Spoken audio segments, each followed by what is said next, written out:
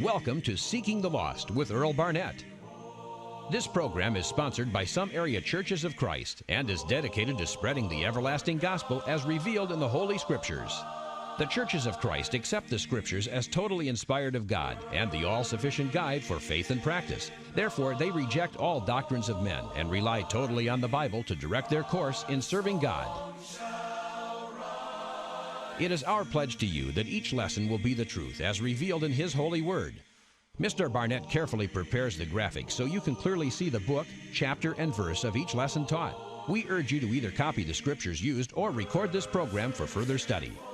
If you have any questions or comments, or if you need prayer, the Seeking the Lost ministry can be reached toll-free at 1-800-390-7734. It is our prayer that Seeking the Lost will be an important source of information about God's Word and will help you more perfectly worship Him. And now, here is Mr. Barnett.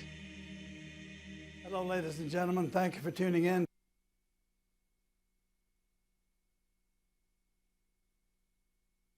Lost broadcast. Why do the churches of Christ observe the Lord's Supper each first day of the week? That's a question I'm sure that you have asked yourself. Perhaps you have asked wherever you go to church, ask the preacher or the elder or the pastor, you have asked, why don't we observe the Lord's Supper more than we do? I've asked some of my friends, I said, when do you observe the Lord's Supper? And some of them will say, well, usually it's some special occasion such as Thanksgiving or Christmas or Easter or the 4th of July. I said, you don't observe the Lord's Supper each first day of the week. And they reply in the negative, no, we don't do that. Now, why would they not observe the Lord's Supper each first day of the week? This is one of the major differences between the denominational world and the churches of Christ that you're familiar with. And so, without being harsh or without being critical, we're just going to study. Why do the churches of Christ observe the Lord's Supper each first day of the week? There's got to be a reason, because, you know, there are just as many dedicated people in the denominations as there are in the churches of Christ. So why do we observe the Lord's Supper and make it actually a test of fellowship? Because I could not, in all good conscience, attend any services anywhere of any denominations that did not at least observe the Lord's Supper on the first day of the week. Now, there are other reasons, but this would be one of my major concerns. Let's think about it. Why do the churches of Christ observe the Lord's Supper each first day of the week? Do we have the truth on the matter? Should everyone be observing the Lord's Supper each first day of the week? I say yes. But let's look and see what the Scriptures say. Is there any scriptural authority for Christians to assemble on Sunday to start with? Of course, we know that we call it Sunday. In the New Testament, it is called the Lord's Day. And when is the Lord's Day? Well, the Lord's Day was upon the first day of the week. The first day of the week. Now, ask yourself this. Did the early disciples, did they observe or did they even assemble on the first day of the week? Look at Acts 20:7.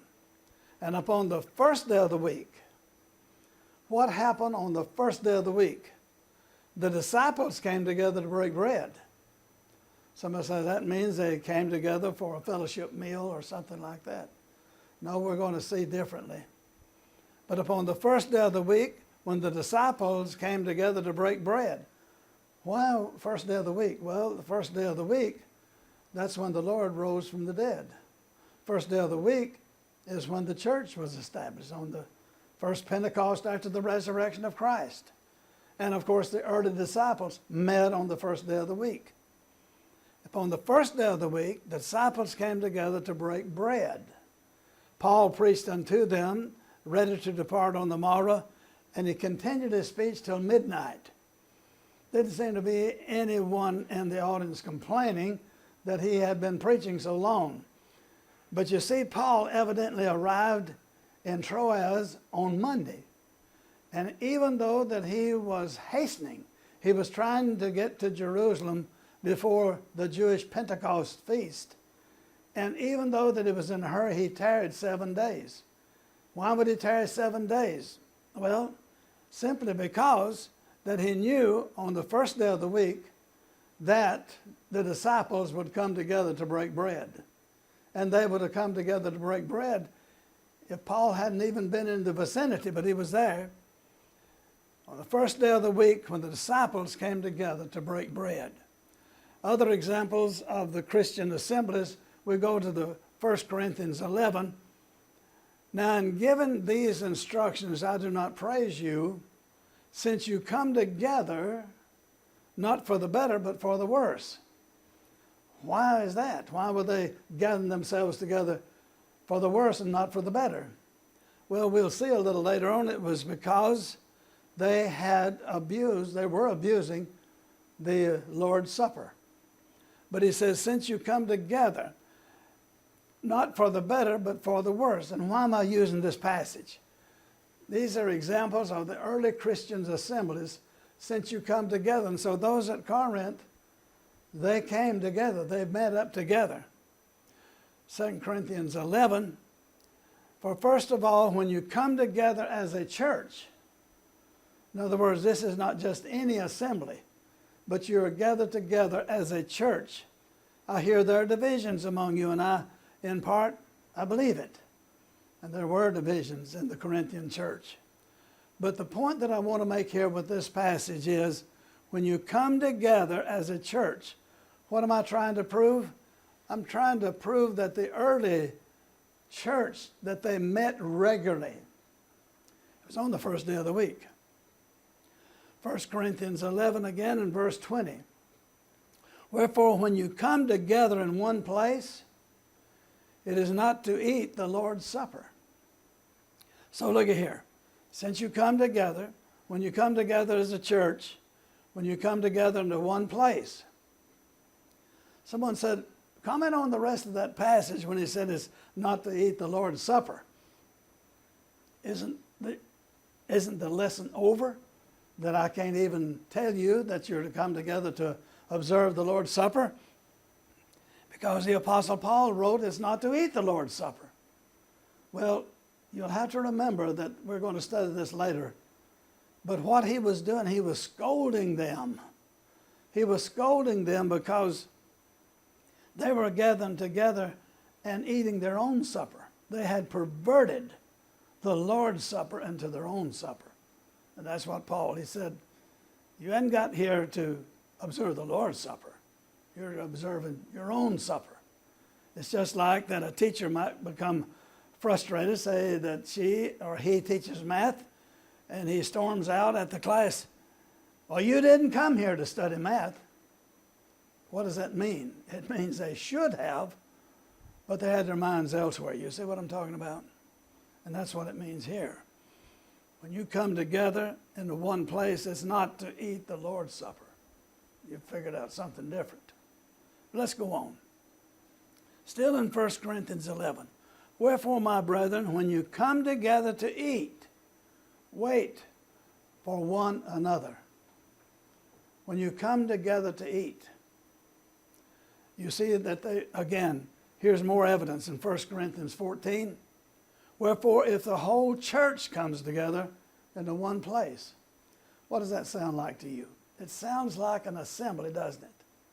And he was writing of things that were actually happening, of things that they were doing.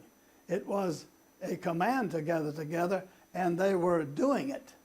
They were meeting on the first day of the week. They were assembling themselves. Examples of the early Christian assemblies. Again, 1 Corinthians 14. How is it then, brethren, when you come together? So he's talking about something that was currently being practiced. It wasn't something out of the blue. It was something that they were doing. When you come together, when you gather together into one place, when you come together as a church, so on and so on, don't you see? In the same book, 1 Corinthians, he says, upon the first day of the week, let each one of you lay by him in store. So when were they gathering together? When were they doing these assemblies? When were they coming together as a church? Well, here upon the first day of the week. that each one of you lay by him in store, as God has prospered him, that there be no gatherings when I come. What does that mean? Simply put, Paul was preaching all over the world, and he was visiting churches that had been established. And while there, he was taking up a collection for the poor saints in Jerusalem, because they were having a very hard time. And if you examine the evidence, they had spent themselves broke. Why? Well, they had spent themselves broke to send the gospel to the rest of the world. That's the truth of it, but that's another study. Why were they having to send relief to the saints in Judea when they themselves were in the same famine? They themselves, out of deep poverty, were giving. Well, it seems as if that the early church that began there in Jerusalem, Judea, that they had spent themselves broke sending the gospel. What a testimony and what a condemnation to us today in the 21st century. On the first day of the week, let every one of you lay by him in store. Paul said, you do this every time you get together. When I get there, I don't want you having to take up collection then. It'll already be gathered together, because he was sort of on a touch and go trip. That there be no gatherings when I come. That's what he meant by it. Examples of the early Christian assemblies. Now, there's so much evidence about this. Here's another one. It's found over in James. Look at this. For if there should come into your assembly, see, they were gathering together, a man with gold rings and fine apparel, and there should come in a poor man in filthy clothes, and you pay attention to the one wearing the fine clothes, human nature hasn't changed much, has it? And say to him, well, you sit here in a good place. And say to the poor man, well, you sit there, or you stand there, or you sit here by my footstool. Have you not shown partiality among yourselves and become judges with evil thoughts? In other words, you're catering to that fellow that's got a lot of money. Has times changed that much? No. And for the fellow that's in rags and poor, well, you set him over here or stand him in the corner, or you sit here at my feet. He said, you're showing partiality. But the point that I'm making, if there should come into your assembly, you see the contrast. Here's another. The writer of the Hebrew letter commanded Christians to assemble. Let us hold fast the confession of our hope without wavering. For he who promised us is faithful, and let us consider one another in order to stir up love and good works. What's one of those good works? Not forsaking the assembling of yourselves together. It was a command, as a manner of some is. But he said you are to exhort one another so much the more as you see the day approaching. And then he put the bottle in the cork, or cork in the bottle, when he said, if we sin willfully. What's a willful sin? One that you just absolutely determined to do, even though you know it's not good. What is it? Well, the assembling of yourselves together. If you fail to assemble, you have sinned willfully. Think about that for a moment. We're talking about the church assembling in the first century.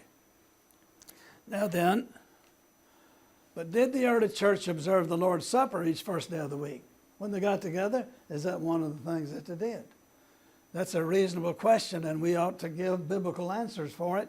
So just think about it. I want you to ask yourself the question, which apostle is missing from Da Vinci's painting? Which one? If you count them carefully, you'll find that there are 12 apostles. Or how many apostles were there? Originally, there were only 12, right? That is true, 12. So, which apostle is missing? There's one missing. You know who it is? Most of you do. It's the Apostle Paul. The Apostle Paul was not at the Last Supper, as Da Vinci's painting calls it. He was not even a disciple. Facts are, he's going to become one of the most vehement, one of the most dangerous persecutors of the church of the day, putting men to death. Just think about that, whether they were men or women. He later on regretted that, but that's who he was.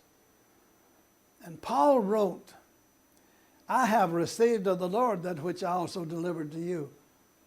Why did you receive it? Well, he said, I wasn't there.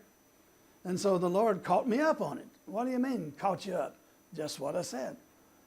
Paul was told about that, what we refer to as the Last Supper, and what went on there. That Jesus, the same night he was betrayed, took bread, and when he had given thanks, he brake it and said, take and eat, this is my body, which is broken for you. This do, that is an absolute command, in remembrance of me. And after the same manner also he took the cup when he had supped, saying, this cup is the New Testament of my blood, this do ye. Another command. As often as you drink it, in remembrance of me. That's just the way it reads. It is a direct command, as much as to assemble, not forsaking the assembling of yourselves together. Now, to whom is the Lord speaking? He's talking to the Apostle Paul. Evidently, he thought it important enough to catch him up on the information about the Lord's Supper. Paul was not even a disciple of the Lord when the Last Supper, as we call it, took place. So Jesus told him about it, caught him up on the information. Something to think about. The evidence is overwhelming that the early church observed the Lord's Supper each first day of the week. Acts 2. And they continued steadfast in the apostles' doctrine and fellowship, in the breaking of bread and in prayers. Somebody said, how do you know that's the Lord's Supper? Well, I'm going to show you.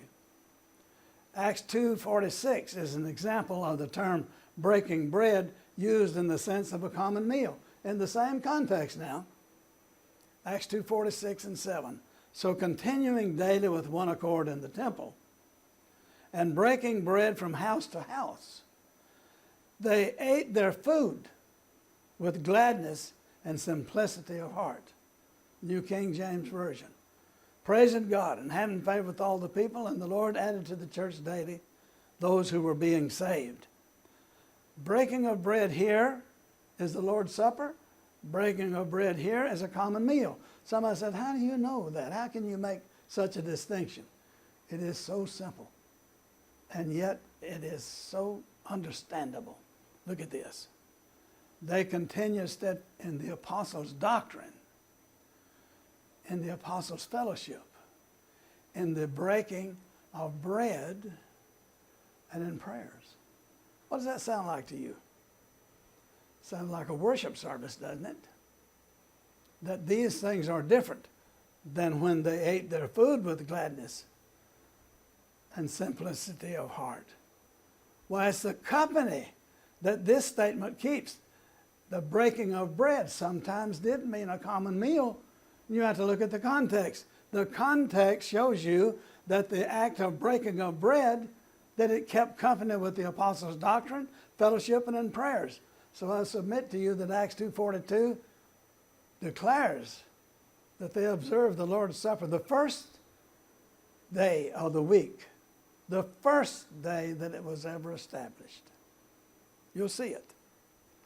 Now let's go on a little farther. The evidence is overwhelming that the early church observed the Lord's Supper each first day of the week. Here's that passage we talked about. When the disciples came together to break bread, Paul preached unto them. They would have gathered together even if Paul was not there. Why do I have this lengthy passage up here? Let me tell you.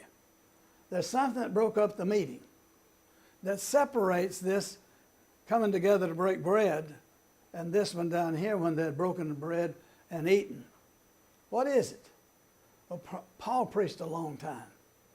He continued his speech until midnight.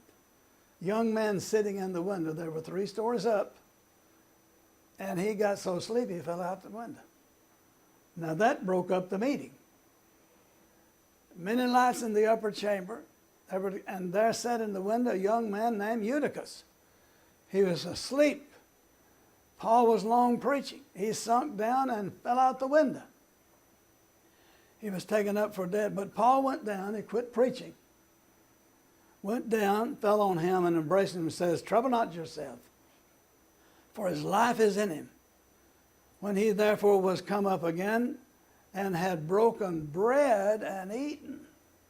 Well, that's a common meal, isn't it? Up here, it's the one we read about in Acts 2. When the disciples came together to break bread, that was the Lord's Supper. Let's go on. 1 Corinthians 11. When you come together, therefore, into one place, this is not to eat the Lord's Supper.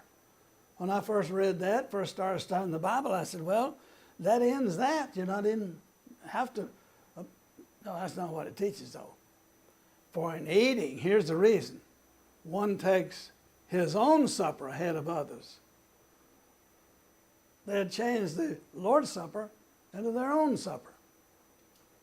Here it is again. 1 Corinthians 11. For as often as you eat this bread and drink this cup, you show the Lord's death till he come. Wherefore whosoever shall eat this bread and drink the cup of the Lord unworthily, as they were doing, shall be guilty of the body and the blood of the Lord. But let a man examine himself, so let him eat of that bread and drink of the cup. For he that eateth and drinketh unworthily eateth and drinketh damnation to himself, not discerning the Lord's body. Now, that's not talking about a common meal, is it? It's talking about the Lord's Supper. The reason he said it's not to eat the Lord's Supper, as I mentioned before, is because a math teacher may become frustrated with the behavior of his students and say, you didn't come here to study math today.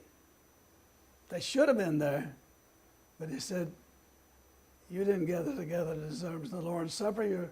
You're observing your own supper. Look at this. Many quibble over the phrase, this do you as oft as you drink it in remembrance of me, saying he didn't say how often. I'm not going to judgment hiding behind something like that, I tell you, and using that as an excuse for not observing the Lord's Supper. I'm just not going to do that. How often? As oft as you drink it and do this in remembrance of me. The purpose of the Lord's Supper is clearly taught in the Scriptures. For as often as you eat this bread and drink this cup, you proclaim the Lord's death till he comes. You ever thought about that when you take communion, as many people call it, or observe the Lord's Supper? How often then? Quarterly? Semi-annually? Annually? On holidays? Or not at all? Is that the way we're supposed to be? Now you think about that for a moment. I asked one of my denominational kinsmen actually once. I said, he goes to a denomination. I said, how often you observe the Lord's Supper? Oh, we do that on special occasions. Special occasions such as what? Well, Thanksgiving or Christmas or Easter or the 4th of July. You don't observe it any other time. No, when we take a notion. Is that what the Scriptures teach? How often are you going to remember the Lord? How often? Just quarterly, semi-annual? What about the Lord's Day, that we observe the Lord's Supper to remember him then? The evidence is overwhelming that the first century Christians, under apostolic direction, led by the Holy Spirit, met on the first day of the week to observe the Lord's Supper. And upon the first day of the week, when the disciples came together to break bread, Paul preached to them. First day of the week. There's no question about that. They would have met on the first day of the week had Paul not even been in town. They still met. Why? To break bread. Not discerning the Lord's body. Now this right here is a problem that we need to address. Not discerning the Lord's body. What does discerning the Lord's body mean? It means to observe. Well, in simple terms, to think about. To discern the Lord's body, to behold, in the eyes of faith. Now, you can't do that eating a common meal. You know, stuffing your mouth full of food and slapping everybody on the back and laughing and carrying on. That's not what he intended. Not discerning the Lord's body. He says you eat and drink damnation to your soul when you do that. Now, what does that mean? Let's think about it. While they were eating, Jesus took bread and gave thanks and broke it and gave it to his disciples, saying, "Take and eat. This is my body." They knew that it wasn't his literal body, right? But they knew that what he was giving them was a representation of his body. Just like sometimes you may want to brag and you say, you know, this is my family, and hold up a picture. Everybody knows that's not your real family. It is only a picture of it. When Jesus said, "This is my body," he meant that that bread represented his body. Take and eat. This is my body. Think about that. Now then, we're talking about discerning the Lord's Supper. When we see the bread, we think of the body of Christ. We zero in on that fact that he hung on the cross. He took the cup and gave thanks and offered it unto them, saying, "Drink from it, all of you.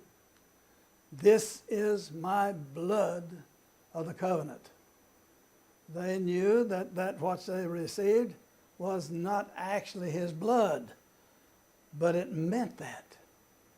The blood of the grape meant his blood. He says, poured out for many for the forgiveness of sins. Now think about that. This is my blood of the covenant. What are we talking about? Discerning the Lord's body?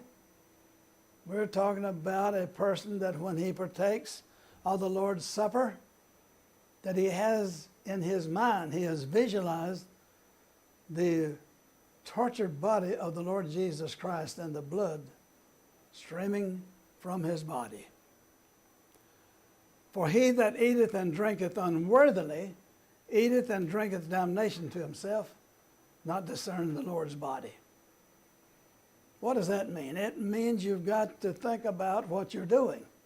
Not just think about what you're going to do when you get out of church or what you're going to do next week. Not discerning the Lord's body.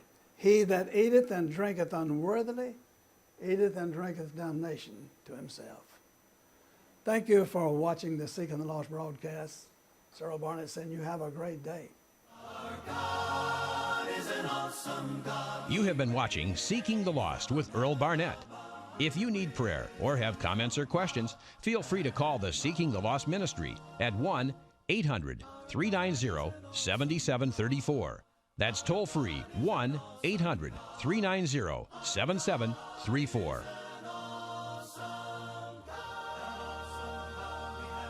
Seeking the Lost is sponsored each week by some area churches of Christ.